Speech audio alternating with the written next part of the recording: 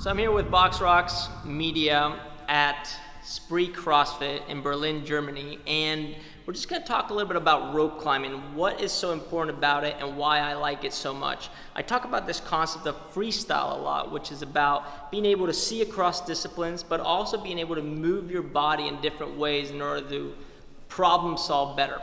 And I found that the rope has so many great ways of developing this concept of problem solving, plus it allows us to include a lot of different movement patterns into one piece of equipment. So climbing a rope has a very basic standard. It's go from the bottom of the rope to the top of the rope. It requires some pulling strength, but it also requires other movements at lower body and upper body in terms of pulling, pushing, and position.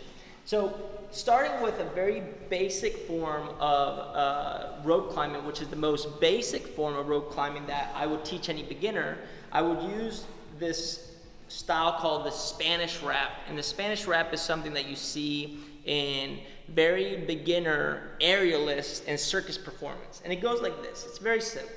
I have the rope just hanging right in front of me.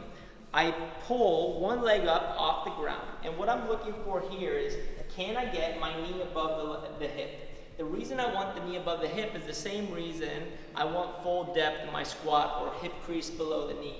It's because that's a full range of motion. It's going to allow me to cover more distance, but also apply more force and be transferable into other things. So once I have this shape, I do the following. I create a little figure four. And the way I create this figure four is simply by bringing my foot in. This foot in position is actually a knee out position. And we like knee out in squatting because it gives us a more stable hip. Once we have that, we wrap around the rope. So all I'm doing is bringing the knee up, pulling the foot in, wrapping behind and in front of me. As I do that, notice how the leg doesn't kick down. It actually stays as high as I can keep it comfortably. So if I can keep it out at 90 degrees, fantastic. If I can have it a little higher, that's awesome as well. Once we have that position, we can start addressing the grip. The grip, what we're looking for here is, can I wrap my hands completely around the rope? A lot of times, ropes are a little fatter or a little thinner, and depending on what we have going on, we have more or less of this little hinge at the wrist.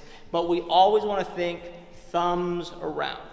What's interesting about grabbing the rope is it's not like a bar. We can't really hook grip this thing, and the hands are actually facing each other. But this position of hands facing each other right here is actually a more optimal position at shoulder level. This is external rotation, which actually creates stability at shoulder. So palms facing each other and being able to grab. Once I have this grip, what I want to think about is never allowing the hands to face away from me, always to stay as close or facing towards me as possible. So once I have that grip, I always think arms over my head. Can I relax in that position? That would be my starting. Now I'm going to combine the holding or the grip and the wrap. So I'm going to go arms overhead as high as I can. I pick my knee up. I wrap around. I kick out. That position right there looks slightly like a front swing of a kip. If you look at that, that's the position I was in. Now I need to do the final point for the wrap. And the final point is positioning the leg that's hanging on top of the foot in order to lock it down. So I go knee up, wrap around, kick out. Arms are high, I hang, I place my foot on top of the rope. If I do that, I can completely relax here and just allow my hips to hang.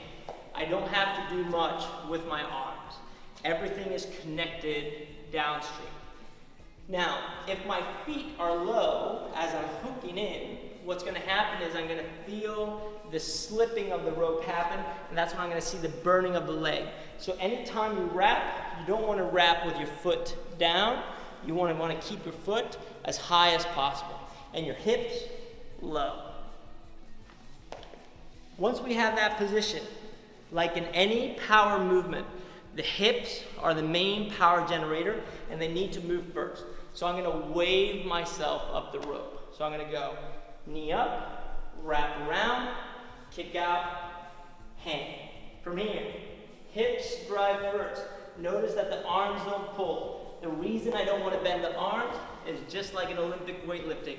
If I pull early with the arms, the power is lost. Arms bend, the power ends. Now, once you get the hips as close as possible to the rope, you can follow through with the pull. And that pull should be like you're doing a ring row. It should be hands to your chest. It's a chest to bar pull up almost. So I wrap, kick, hang. Hips, pull. Chest is out, shoulders are back, elbows finish behind my back. And once I'm there, if I'm properly hooked in with my feet and I have a proper setup at the top, I'm going to be able to let go of my hands. I can go 1, 2 if I want. Or if I'm really hooked in, I can actually go both hands at the same time. So it would be knee up, wrap around, kick out, hang. Hips, move the arm. I can repeat. Heel comes to my butt, kick out, wrap. Hips, both arms move. Now, that's your ascent. You want to think about the rope climb as clearing an obstacle. It's like performing a muscle up. Where it gets problematic, it's on the descent. As I climb down, what I want to think about is about squatting. And I'd want to think about partial squat. So let's say I take 2 steps up. I'm here.